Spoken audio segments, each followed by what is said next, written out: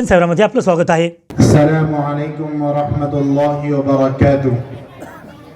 الحمد لله رب العالمين والصلاة والسلام على سيد الأنبياء والمرسلين محمد بن عبد الله الأمين وعلى آله وأصحابه وأزواجه وذرياته أجمعين ومن تبعهم بإحسان ودعا بدعوتهم إلى يوم الدين. أما بعد فأعوذ بالله من الشيطان الرجيم. بسم الله الرحمن الرحيم. وعلمك ما لم تكن تعلم وكان فضل الله عليك عظيما.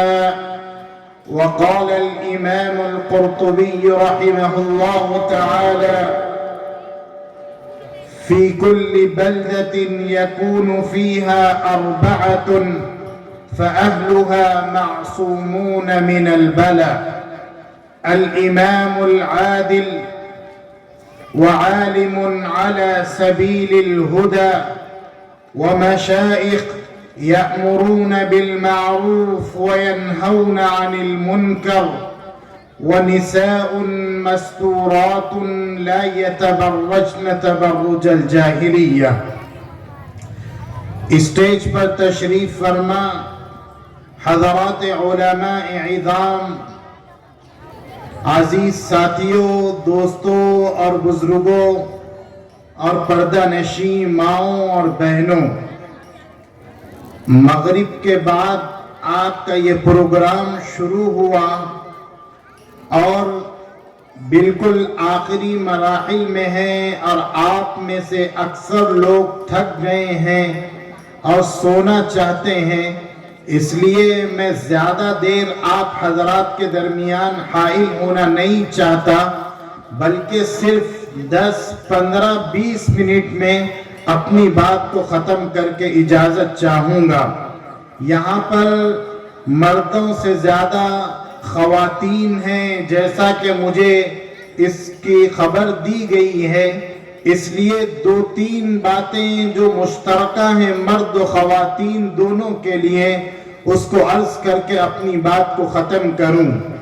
میرے دوستو، ہمارے اور آپ کے آقا امام الانبیاء خلاصہ کائنات رحمت دو عالم احمد مجتبی محمد مصطفیٰ صلی اللہ علیہ وسلم کو اللہ تعالیٰ نے بے شمار نعمتیں، امتیازات اور خصوصیات عطا فرمائے تھے. اللہ کے نبی کو اللہ تعالیٰ نے جو انعامات عطا کیے تھے وہ بے شمار تھے. ہم اور آپ ان انعامات کو گن اور شمار نہیں کر سکتے. حضور علیہ السلام کی والدہ حضرت آمنہ فرماتی ہیں کہ جب سے یہ بچہ میرے پیٹ میں آیا ہے، اگر میں کنویں پر پانی بھرنے کے لیے جاتی ہوں تو خود کنویں کا پانی ابل کر میرے قریب آ جاتا ہے. یہ حضور کی ایک خصوصیت تھی. حضرت آمنہ فرماتی ہیں کہ جب سے یہ بچہ میرے پیٹ میں آیا ہے، اگر میں راستے پر چلتی ہوں اور سخت دھوپ کا وقت ہوتا ہے تو آسمان سے آفتاب، آسمان سے بادل میرے اوپر سایہ کرنے لگتا ہے. یہ بھی حضور کی ایک خصوصیت ہے. حضور اگر انگلی سے اشارہ کرے اللہ چاند کو 2 ٹکڑے فرما دے، یہ بھی حضور کا ایک معجزہ ہے. حضور اگر 15 صحابہ کے کھانے میں ہاتھ ڈالے تو 1500 صحابہ کھانا کھا لیں پھر بھی کھانا ختم نہ ہو. یہ بھی حضور کی ایک خصوصیت ہے. حضور اگر اشارہ کرے تو ایک درخت اور ایک جھاڑ اپنی جگہ سے ہٹے اور حضور کے قدموں میں آ کر گواہی دے، اشہد ان لا الہ الا اللہ واشہد ان محمد رسول اللہ. کہ میں گواہی دیتا ہوں کہ آپ اللہ کے آخری نبی اور رسول ہیں۔ یہ بھی حضور کا ایک معجزہ ہے۔ حضور کا ایک معجزہ یہ بھی ہے کہ اللہ اپنے نبی کو معراج کی رات جہاں کسی نبی کو اللہ نہیں لے کر گیا، آسمان کے فرشتوں کے سردار جبرائیل امین بھی اس مقام تک نہیں گئے جہاں ہمارے اور آپ کے آقا جناب رسول اللہ صلی اللہ علیہ وسلم تشریف لے گئے۔ یہ بھی حضور کا ایک معجزہ ہے۔ اتنے سارے انعامات اللہ تعالیٰ نے ہمارے اور آپ کے آقا جناب رسول اللہ صلی اللہ علیہ وسلم کو عطا فرمائے، لیکن کبھی اللہ نے اپنے نبی پر احسان نہیں جتلایا۔ یہ نہیں کہا کہ اے نبی آپ پر میں نے احسان کیا کہ آپ کو معراج کی رات اپنے دربار میں بلایا۔ اے نبی ہم نے آپ کو یہ خصوصیت عطا کی کہ آپ 15 صحابہ کے کھانے میں ہاتھ ڈالیں تو 1500 صحابہ کھانا کھالیں پھر بھی کھانا ختم نہ ہو۔ یہ سب انعامات دیے، لیکن اللہ نے اپنے نبی پر احسان نہیں جتلایا۔ لیکن مدکھیڑ کے مسلمانوں آپ غور کرو، ایک چیز جب اللہ نے ہمارے اور آپ کے آقا جناب رسول اللہ صلی اللہ علیہ وسلم کو عطا فرمائی، اب جا کر اللہ نے اپنے نبی پر احسان جتلایا۔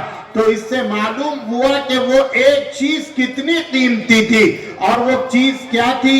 اللہ خود قرآن میں ارشاد فرماتا ہے وَعَلَّمَكَ مَا لَمْ تَكُنْ تَعْلَمْ وَكَانَ فَضْلُ اللَّهِ عَلَيْكَ عَظِيمًا۔ اے نبی ہم نے آپ کو وہ باتیں بتلائیں، وہ باتیں سکھلائیں جس کو آپ نہیں جانتے تھے، یعنی ہم نے آپ کو علم کی دولت سے مالا مال فرمایا ہے۔ وَكَانَ فَضْلُ اللَّهِ عَلَيْكَ عَظِيمًا۔ اور اے نبی ہم نے آپ کو جتنے انعامات دیے ہیں، یہ علم اس میں سب سے بڑا انعام اور خدا کا احسان ہے۔ اس سے معلوم ہوا کہ کسی کو تعلیم سے آراستہ کر دینا یہ بہت بڑا اس کے اوپر احسان ہے۔ اسی لیے ہمارے اور آپ کے آقا جناب رسول اللہ صلی اللہ علیہ وسلم ابھی مکے میں تشریف فرما ہے۔ آپ کو آپ کے رشتہ دار ستاتے ہیں، آپ کے گلے میں پھندا ڈال کر آپ کو گھسیٹتے ہیں۔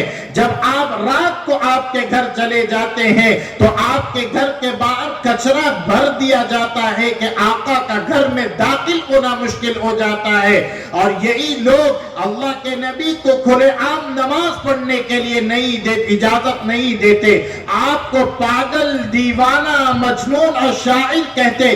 مکہ میں رہنا حضور کے لیے مشکل ہو گیا تھا، لیکن اس مشکل حالات میں، ان تکلیفوں میں، ان مصائب میں اللہ کے نبی علیہ السلام نے سب سے پہلے آپ کی زوجہ مطہرہ حضرت خدیجہ الکبریٰ رضی اللہ تعالی عنہا کے گھر میں بیٹھ کر آپ نے اپنے مدرسے کا آغاز فرمایا۔ مدکھیڑ کا یہ مدرسے کا تعلق کسی اور مدرسے سے نہیں ہے، بلکہ اسی مدرسے سے ہے جس کو اللہ کے نبی علیہ السلام نے آپ کی بیوی اور آپ کی سچی رفیق حیات حضرت خدیجہ الکبریٰ رضی اللہ تعالی عنہا کے گھر میں شروع فرمایا تھا۔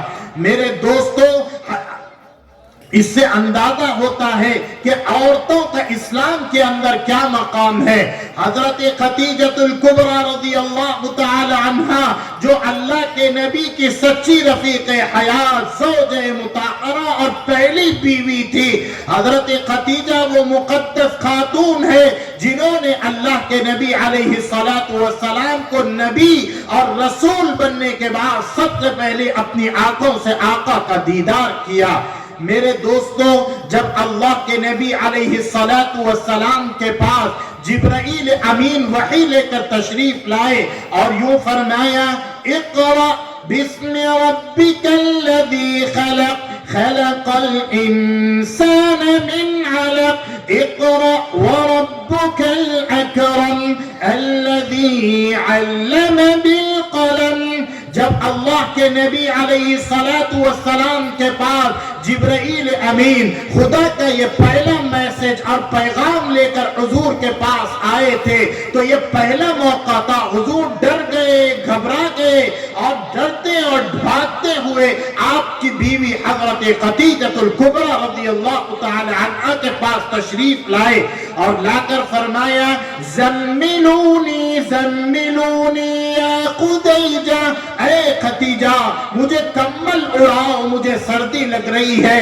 اور مجھے ایسا محسوس ہوتا ہے وَإِنِّي خَشِيتُ عَلَى نَفْسِي، خدیجہ مجھے ایسا محسوس ہو رہا ہے کہ میرا انتقال نہ ہو جائے اور میں اس دنیا سے رخصت نہ ہو جاؤں۔ دیکھیے اللہ کے نبی علیہ السلام کے پاس پہلا میسج اور پیغام آیا، آقا ڈرتے اور گھبراتے ہوئے حضرت خدیجہ کے پاس آئے اور آ کر کہتے خدیجہ ایسا محسوس ہو رہا ہے کہ اب میں اس دنیا سے چلے جاؤں، میرا انتقال ہو جائے۔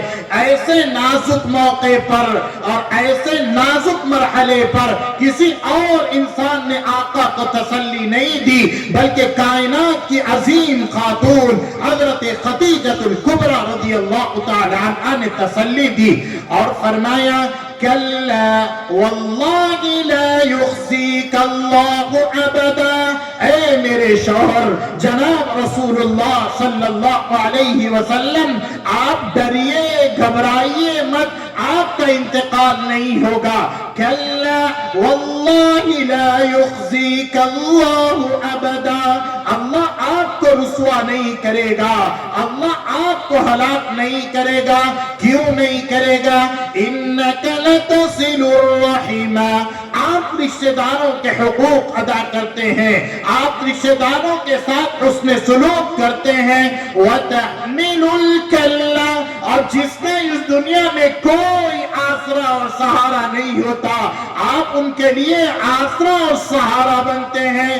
وتقری الضیف، اور اگر کوئی باہر سے مہمان آپ کے پاس آ جائے تو آپ ان مہمانوں کی مہمان نوازی کرتے ہیں، ان کو کھلاتے اور پلاتے ہیں۔ وتکسب المعدوم، اور جس کا گھر میں کوئی کمانے والا نہیں ہوتا اے اللہ کے نبی آپ ان کو کما کر دیتے ہیں، آپ ان یتیموں اور بیواؤں بے آسرا اور بے سہارا لوگوں کے لیے آسرا اور سہارا بنتے ہیں۔ وتعین علی نوائب الحق، اور اگر قوم پر کوئی مصیبت آتی ہے، تکلیف آتی ہے، پریشانی آتی ہے، اے آقا دو جہاں آپ قوم کی اس مصیبت کو دور کرنے کے لیے سب سے پہلے تشریف لے جاتے ہیں۔ جس انسان میں یہ خوبیاں، یہ کوالٹیز، یہ صفات موجود ہے اللہ کبھی اس انسان کو ہلاک نہیں فرمائے گا۔ یہ کون تسلی دے رہی ہے؟ ایک خاتون جس کا اسلام کی پہلی خاتون جس کا اسلام سے گہرا تعلق ہے اور جس نے اللہ کے نبی کو نبی اور رسول بننے کے بعد سب سے پہلے دیکھا ہے اور جس کا گھر اسلام کا سب سے پہلا مدرسہ بنا، حضرت خدیجہ الکبریٰ ان وقی الفاظ اور ان قیمتی الفاظ کے ذریعے اپنے شوہر جناب رسول اللہ صلی اللہ علیہ وسلم کو تسلی دے رہی ہیں۔ میرے دوستو، عورتوں کا اسلام میں بڑا اہم کردار رہا ہے، بلکہ حضرت جو نبی کریم علیہ السلام پھر مکے میں جب حضرت خدیجہ کا گھر مدرسے کے لیے چھوٹا پڑ گیا تو آپ دار ارقم تشریف لائے اور مکے میں آپ نے دوسرا مدرسہ قائم کیا، اور جب مکے والوں نے اللہ کے نبی علیہ السلام کو مکے سے نکلنے پر مجبور کر دیا تو آپ مدینہ المنورہ زادہ اللہ شرفا و عظمت تشریف لائے، اور جب آپ مدینہ تشریف لائے تو آپ نے سب سے پہلے اپنا گھر نہیں بنایا، آپ نے اپنے صحابہ کے گھر نہیں بنائے، بلکہ آپ نے سب سے پہلے مدینہ کی سرزمین پر اللہ کا گھر بنایا، اور پھر اسی مسجد کے اندر آپ نے ایک مدرسہ صفہ کو قائم فرمایا۔ میرے دوستوں، مدرسہ صفہ میں جہاں بہت سے لوگ پڑھاتے تھے، نبی کریم علیہ السلام صحابہ کو تعلیم دیتے تھے، تھے وہی نبی کریم علیہ السلام کی ایک بیوی حضرت جویریہ رضی اللہ تعالی عنہ حضرت صحابہ کو تعلیم سے آراستہ کرتی تھی. معلوم ہوا کہ عورتوں کا اسلام کے اندر بڑا اہم کردار رہا ہے. یہی نہیں بلکہ دمشق کی جامع مسجد میں ام صغرا اور ام کبرا درس حدیث دیتی تھی جن کے شاگردوں میں سیدنا امام احمد ابن حنبل علیہ الرحمہ جیسا نامور امام پیدا ہوا. آپ نے امام احمد ابن حنبل کی سیرت کبھی نہیں پڑھی ہوگی اور نہ آپ امام احمد ابن حنبل کے مقام و مرتبے کو جانتے ہوگے. امام احمد ابن حنبل مسلمانوں کے جو 4 مشہور اور بڑے امام ہیں اس میں سے آپ چوتھے امام ہیں.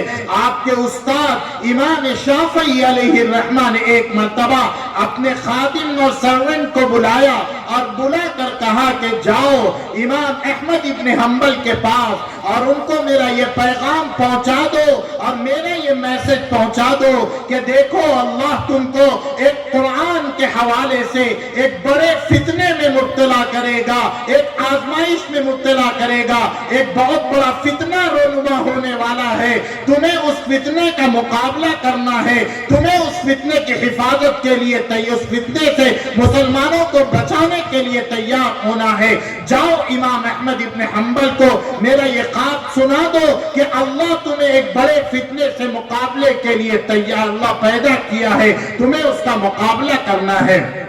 وہ خادم امام شافعی علیہ الرحمہ کے پاس یہ پیغام لے کر امام احمد کے پاس یہ پیغام لے کر آیا اور کہا کہ آپ کے استاد امام شافعی علیہ الرحمہ یہ کہتے ہیں کہ اللہ تعالیٰ ایک عظیم فتنے کے مقابلے کے لیے آپ کو تیار کیا ہے.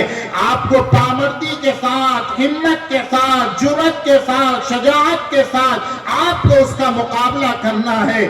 سیدنا امام احمد ابن حنبل کی آنکھوں سے آنسو نکل گئے اور آپ فرمانے لگے کہ میں ایک چھوٹا سا انسان ہوں, اس عظیم فتنے سے حفاظت کے لیے اللہ نے میرا انتخاب فرمایا ہے.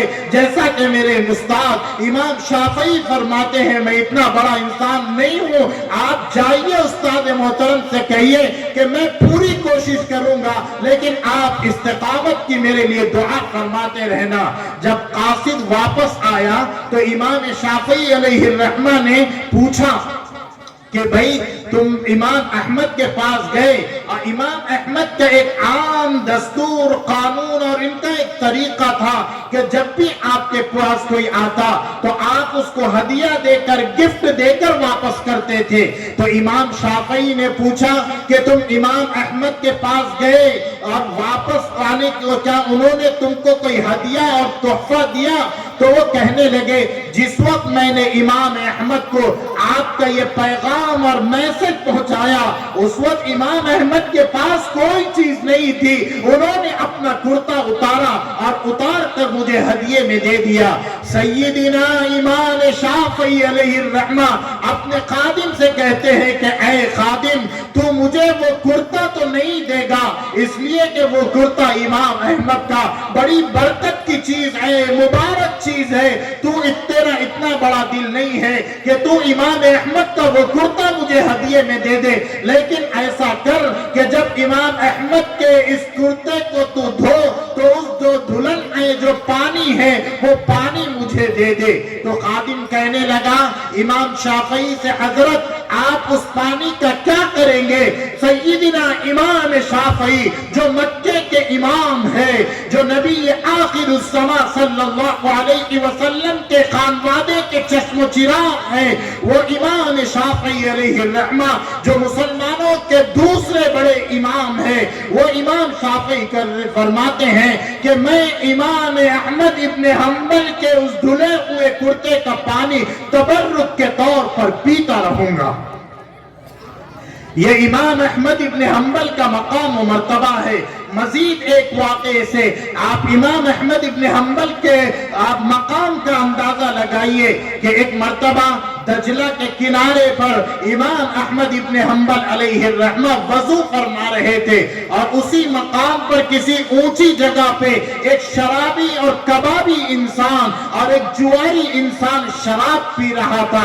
شراب پیتے پیتے اس کی نگاہ امام احمد ابن حنبل کے چہرے کے اوپر پڑی، اور امام احمد کو دیکھا کہ وہ نیچے بیٹھ کر وضو فرما رہے ہیں اور یہ اونچے مقام پر بیٹھا ہوا ہے۔ اس نے سوچا کہ مسلمانوں کا ایک بڑا امام نیچے بیٹھ کر وضو کرے اور مجھ جیسا گنہگار انسان اوپر بیٹھے رہے، ایسا نہیں ہو سکتا، یہ علم کی توہین ہے۔ وہ فوراً نیچے آ گیا، اور اس کے بعد کچھ دنوں کے بعد ایک عرصے کے بعد اس کا انتقال ہوا۔ کسی نے اس شرابی اور کبابی انسان کو خواب میں دیکھ کر پوچھا کہ بتا اللہ نے تیرے ساتھ قبر میں کیا معاملہ فرمایا ہے؟ وہ شرابی انسان کہنے لگا میں تو گنہگار تھا، پوری زندگی شراب و کباب میں اپنی گزار دی ہے، لیکن وہ ایک لمحہ جو امام احمد کا احترام اکرام کرتے ہوئے میں اوپر سے نیچے آ گیا تھا، اللہ نے میرے اس عمل کو قبول فرما کر میری مغفرت کا اعلان کر دیا۔ یہ سیدنا امام احمد ابن حنبل علیہ الرحمہ کا مقام و مرتبہ ہے۔ امام احمد ابن حنبل علیہ الرحمہ کو بادشاہ نے قرآن کے ایک مسئلے میں امام احمد شریعت کے مطابق کہتے تھے کہ قرآن اللہ تعالیٰ کا کلام ہے، قدیم ہے۔ بادشاہ کا مذہب اس سے خلاف تھا۔ بادشاہ نے 1000 لوگوں کو گرفتار کر کے علماء کو امام احمد کے ساتھ اپنی بارگاہ میں بلایا۔ راستے میں اتنی تکلیفیں آئیں، اتنی مصیبتیں آئیں کہ 1000 علماء میں سے ہر عالم دامن چھوڑتے گیا اور معافی مانگ کر واپس آ گیا۔ لیکن سیدنا امام احمد ابن حنبل علیہ الرحمہ آپ عظیمت کے امام تھے، آپ صبر و استقامت کے پیکر تھے، آپ نے قربانیاں برداشت کی، قربانیاں دیتے رہے، تکلیفوں کو برداشت کیا، لیکن بادشاہ کے سامنے اپنے گھٹنوں کو نہیں ٹیکا۔ یہ امام احمد ابن حنبل علیہ الرحمہ بادشاہ کے دربار میں لائے گئے۔ امام احمد سے بادشاہ نے کہا اے امام احمد ابن حنبل اپنے مذہب اور مسلک کو بدل لے، تو امام احمد نے کہا یقیناً اپنے مذہب کو بدل لوں گا بشرطے کہ آپ دلیل میں کوئی قرآن کی آیت کو پیش کریں یا نبی آخر الزمان کی کوئی حدیث کو پیش کریں، میں اپنا مذہب بدل لوں گا۔ بادشاہ کہنے لگا امام اپنے مذہب مسلک کو بدل لے، میں تجھے انعامات و اکرامات سے نوازوں گا، سونے اور چاندی کے جواہرات تیرے قدموں میں بچھا دوں گا۔ سیدنا امام احمد ابن حنبل کہاں پیسوں پر بکنے والے تھے؟ امام احمد ابن حنبل نے کہا نہیں نہیں، میں اللہ اور اس کے رسول کے دین کو بیچ نہیں سکتا۔ بادشاہ نے نئے جلادوں کو بلایا اور بلا کر کہا کہ امام احمد کے جسم پر کوڑے برسائے جائیں۔ امام احمد ابن حنبل اپنی لنگی اور تائبند کو پہنے ہوئے تھے، انہوں نے یہ سوچا کہ کہیں میری یہ لنگی کھل نہ جائے، آپ نے اس کو لے کر اپنے گلے میں مضبوطی سے باندھ لیا۔ تازہ دم جلاد آتے تھے اور امام احمد کے جسم کو چھنی کر دیتے تھے، لیکن امام احمد ابن حنبل اپنے موقف سے پیچھے نہیں ہٹے۔ وہ سیدنا امام احمد ابن حنبل علیہ الرحمہ کا انتقال ہوا۔ انتقال کے بعد کسی نے ان کو خواب میں دیکھا اور دیکھ کر پوچھا کہ اے امام احمد ابن حنبل، قبر میں منکر نکیر نے آپ سے کیا سوال و جواب کیے اور قبر میں آپ کے ساتھ کیا معاملہ پیش آیا؟ تو امام احمد ابن حنبل علیہ الرحمہ نے کہا میں نے یہ سوچا تھا کہ قبر میں منکر اور نکیر آئیں گے، لیکن قبر میں منکر اور نکیر تو نہیں آئے۔ فوراً اللہ تعالیٰ مجھے عالم لاہوت میں اپنے پاس بلا لیا اور بلا کر اپنے سامنے بٹھایا، اور علم کا ایک تاج اللہ نے میرے سر کے اوپر رکھا۔ اس کے بعد میں نے اللہ تعالیٰ سے کہا، اس موقع پر اللہ تعالیٰ نے کہا، اللہ تعالیٰ سے امام احمد ابن حنبل نے کچھ مانگا، ہم میں سے اگر کوئی انسان ہوتا تو وہ یہ کہتا، کوئی چیز مانگنا ہوتا تو کہتا اے اللہ آپ مجھے دولت سے نواز دیجئے، بنگلوں سے نواز دیجئے.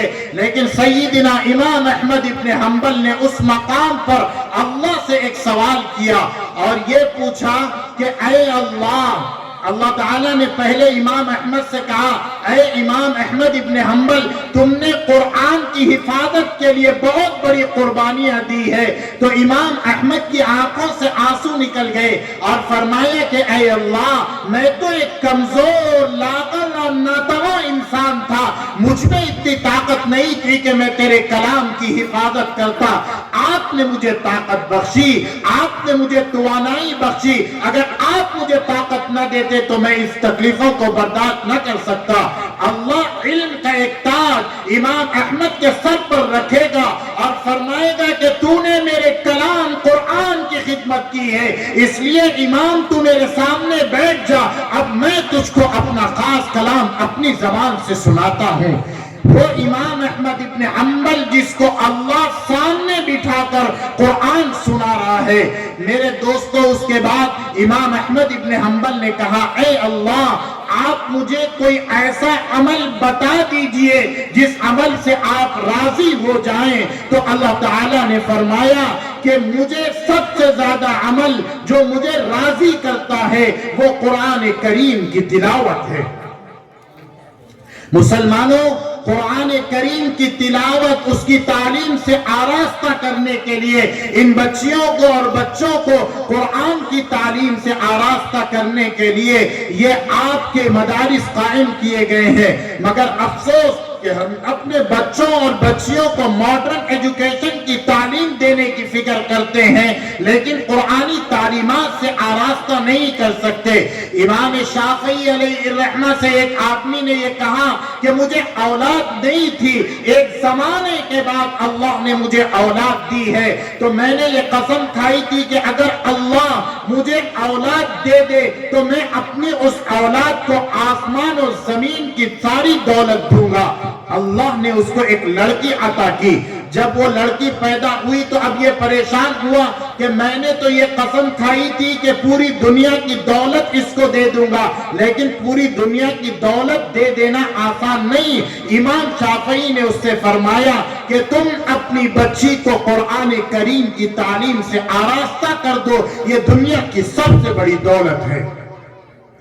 مگر افسوس کہ ہماری عورتیں آج قرآن سے بہت دور ہوتی جا رہی ہیں. ایک زمانہ وہ تھا کہ جب ہماری عورتیں بات کرتی تھی، گفتگو کرتی تھی تو قرآن کے الفاظ میں کرتی تھی. بس یہ واقعہ سنا کر اپنی بات کو ختم کروں. میرے دوستو حضرت عبداللہ واسطی رحمہ اللہ ایک مشہور بزرگ گزرے ہیں. وہ ایک مرتبہ حج کر واپس آ رہے تھے.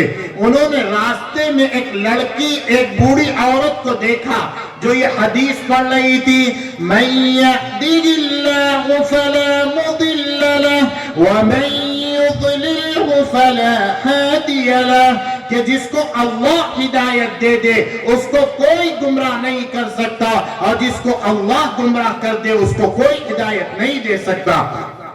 حضرت عبداللہ واسطی اس بوڑھی عورت کے قریب آئے اور قریب آنے کے بعد اس اماں سے کہا اماں کیا آپ راستہ بھول گئی ہیں، راستہ بھٹک گئی ہیں، کیا میں آپ کو آپ کے گھر تک پہنچا دوں؟ تو بڑھیا نے اپنے نیٹو لینگویج میں جواب نہیں دیا، اپنی مادری زبان میں جواب نہیں دیا، بلکہ قرآن کے الفاظ میں جواب دیتے ہوئے فرمایا وَمَا تَفْعَلُوا مِنْ خَيْرٍ يَعْلَمْهُ اللَّهُ، دیکھو اگر تم نیک کام کرو گے، بھلائی کا کام کرو گے اور مجھ کو میرے گھر تک پہنچا دو گے، یعلمہ اللہ، اللہ اس کو دیکھ رہا ہے، اللہ تم کو اس کا ثواب اور اجر ضرور عطا فرمائے گا. چنانچہ حضرت عبداللہ واسطی اپنی سواری اور اپنے اونٹ کو قریب لے کر آئے اس بڑھیا کے اور فرمایا کہ اماں اس سواری کے اوپر بیٹھ جاؤ. وہ بوڑھی عورت اس سواری کے اوپر بیٹھ گئی.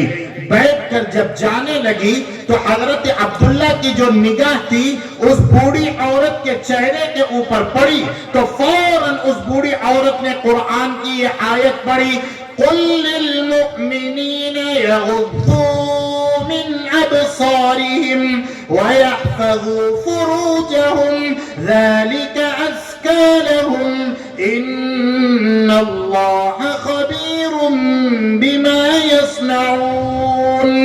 اے نبی آپ مسلمانوں سے کہہ دیجئے کہ وہ اپنی نگاہوں کو نیچے رکھے اور اپنی شرمگاہ کی حفاظت کرے۔ فوراً حضرت عبداللہ نے اپنی نگاہ کو نیچے کر لیا۔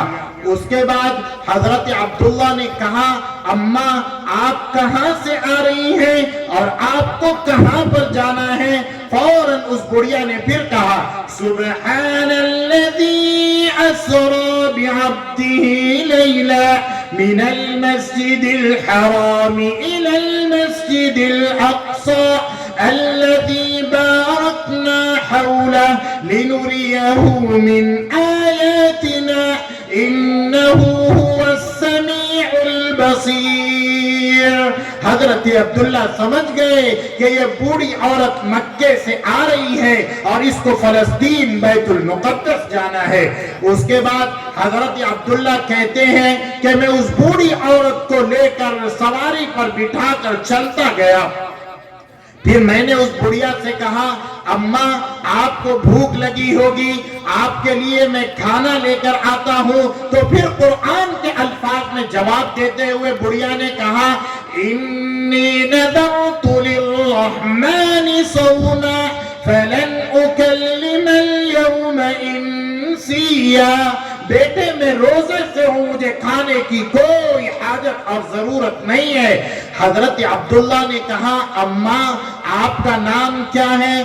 اس بڑھیا نے پھر کہا وَاذْكُرْ فِي الْكِتَابِ مَرْيَمَ إِذِ انتَبَذَتْ مِنْ أَهْلِهَا مَكَانًا شَرْقِيًّا فَاتَّخَذَتْ مِنْ دُونِهِمْ حِجَابًا۔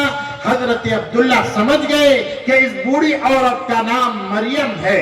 حضرت عبداللہ نے پوچھا اماں آپ کے کتنے بیٹے ہیں اور ان کا کیا نام ہے؟ تو پھر بڑھیا نے قرآن کے الفاظ میں کہا وَاذْكُرْ فِي الْكِتَابِ إِبْرَاهِيمَ وَاذْكُرْ فِي الْكِتَابِ إِسْمَاعِيلَ يَا دَاوُودُ إِنَّا جَعَلْنَاكَ خَلِيفَةً۔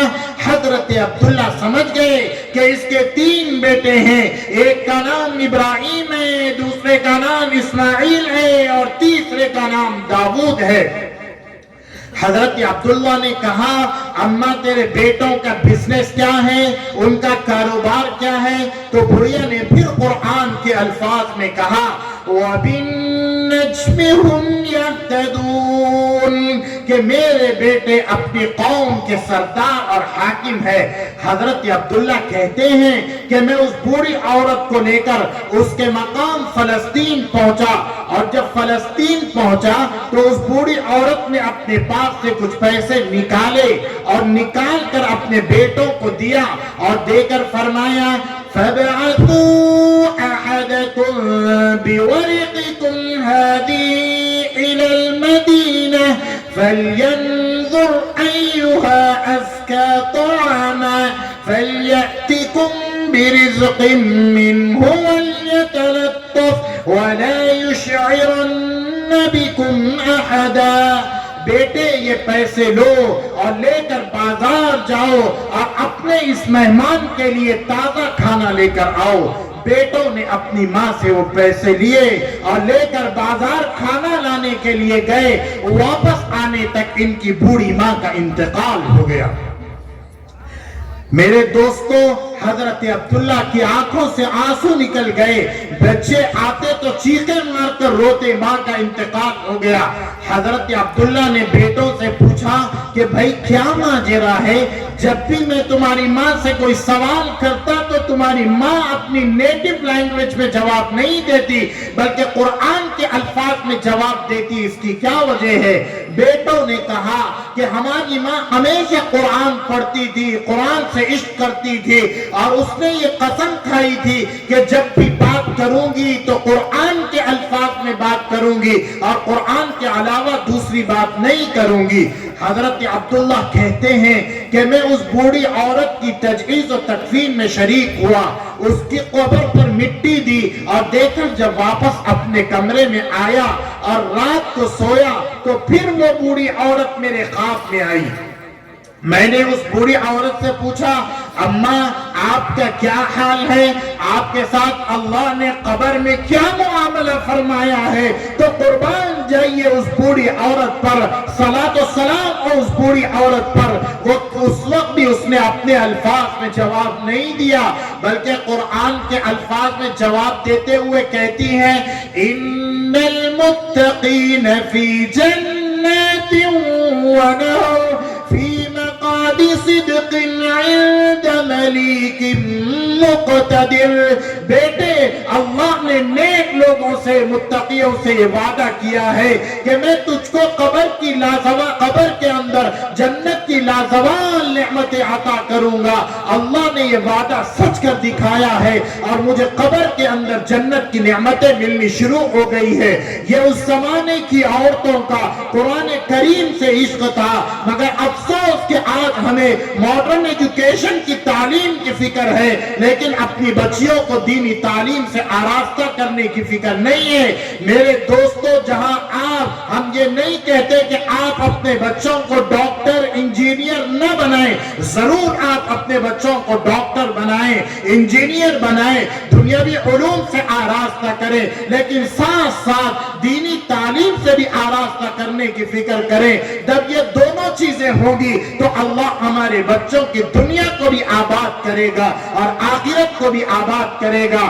میں نے امریکہ، کینیڈا میں بڑے بڑے ڈاکٹرز کو دیکھا، جہاں وہ ایک طرف بہترین سرجن اور ڈاکٹر ہیں تو دوسری طرف قرآن کریم اور شریعت کے بہترین ماہر بھی ہیں۔ یہ کیوں؟ کیونکہ اس زمانے میں جو مدرسوں کا مکاتب کا نظام تھا، فجر کی نماز کے بعد یہ بچے قرآن پڑھتے، عصر کے بعد دینی تعلیم حاصل کرتے اور بیچ کے اوقات میں اسکول کی تعلیم حاصل کرتے۔ ان کے ماں باپ کی فکروں کا نتیجہ تھا کہ یہ بچے جہاں ایک طرف بہترین ڈاکٹر بنے، وہی دوسری طرف دینی تعلیم کے ماہرین بھی بنے۔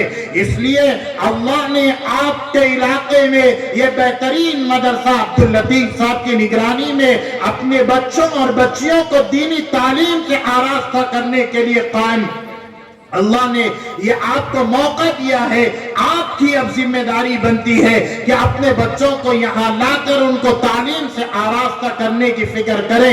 یقیناً یہ بچے آپ کے لیے جہاں دنیا میں سکون کا باعث ہوں گے، وہیں آخرت میں بھی آپ کے لیے سکون کا باعث ہوں گے۔ امام راضی علیہ الرحمہ نے تفسیر کبیر میں ایک عجیب و غریب واقعہ نقل کیا ہے۔ وہ فرماتے ہیں کہ ایک انسان کے بارے میں اللہ فرشتوں کو حکم دیتا ہے کہ اے میرے فرشتوں، اس انسان کو لے جاؤ اور لے جا کر جہنم کے گڑھے میں ڈھکیل دو۔ فرشتے اس کو لے جاتے ہیں اور جہنم کے قریب رہتے ہیں۔ اللہ حکم دیتا ہے کہ اے میرے فرشتوں، اب اس انسان کو جہنم سے نکال کر جنت کے اندر داخل کر دو۔ فرشتے اللہ سے حیرت و استعجاب کے عالم میں سوال کرتے ہیں، اے اللہ، ابھی آپ نے اس بچے کو جہنم میں ڈالنے کا حکم دیا اور اب آپ کہتے ہیں کہ اس کو جنت میں ڈال دیں۔ تو اللہ تعالیٰ فرماتے ہیں کہ یہ گنہگار انسان تھا، بدبخت انسان تھا، گناہوں میں ڈوبا ہوا تھا، اس کا انتقال ہو گیا۔ اس کا ایک معصوم بچہ تھا، جب وہ بچے کو اس کی ماں نے نہلا کر دھلا کر ایک مدرسے میں پڑھنے کے لیے بھیجا اور اس کے استاد نے اس بچے کو پڑھایا، بسم اللہ الرحمن الرحیم۔ اس معصوم بچے کی زبان پر یہ الفاظ جاری ہوئے، بسم اللہ الرحمن الرحیم۔ اس کا بچہ مجھے رحمان کہتا ہے، رحیم کہتا ہے، رحم کرنے والا کہتا ہے، اور میں اس بچے کے باپ کو جہنم میں ڈالوں، میری رحمت اس کو گوارا نہیں کرتی۔ مسلمانوں، آپ کے بچے آپ کے لیے جہاں دنیا میں راحت و سکون کا سبب بنیں گے، وہیں آخرت میں آپ کی نجات اور مغفرت کا ذریعہ بنیں گے، بشرطے کہ آپ اپنے بچوں کو بہترین تعلیم و تربیت سے آراستہ کریں۔ اللہ کے نبی فرماتے ہیں، ما نحل والد ولدا افضل من بالادب الحسن، اے مسلمانوں، اے انسانوں، اگر کوئی باپ اپنی اولاد کو، اگر کوئی ماں اپنی اولاد کو سب سے بہترین تحفہ دینا چاہتے ہیں تو اس کو دینی تعلیم اور تربیت سے آراستہ کریں۔ خدا کا شکر ہے پہلے زمانے میں مدرسے نہیں تھے، لوگوں کے پاس پیسے نہیں ہوتے تھے تعلیم حاصل کرنے کے لیے۔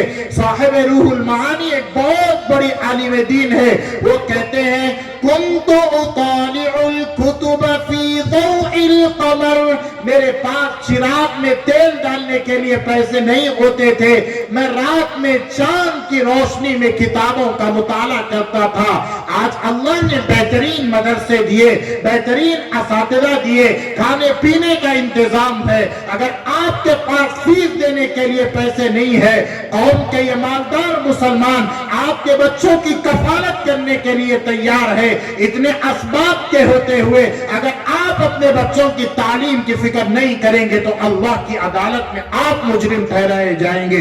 اس لیے اپنی اولاد کی فکر کریں۔ مولانا عبداللطیف صاحب کا ارادہ ہے اللہ تعالیٰ اس کو پائے تکمیل تک پہنچائے اور اللہ تعالیٰ اس کام کو جلد از جلد مکمل کرے۔ اب وہ دینی تعلیم کے ساتھ ساتھ ایک عصری علوم اور ایک ماڈرن اسکول ڈالنے کی فکر میں ہے۔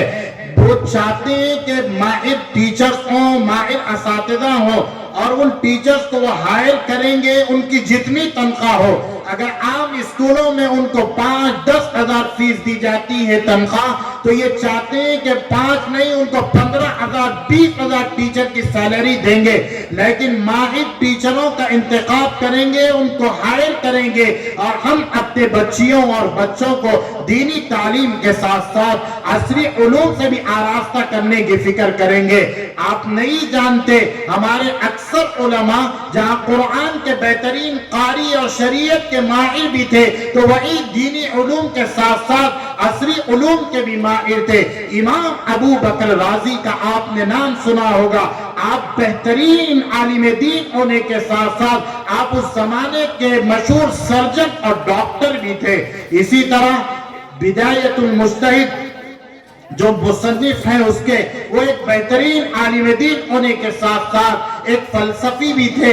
اس کے علاوہ جابر ابن حیان آپ کیمسٹری کے مشہور سائنسداں ہونے کے ساتھ ساتھ اسی طرح آپ قرآن کے اور حدیث کے عالم بھی تھے۔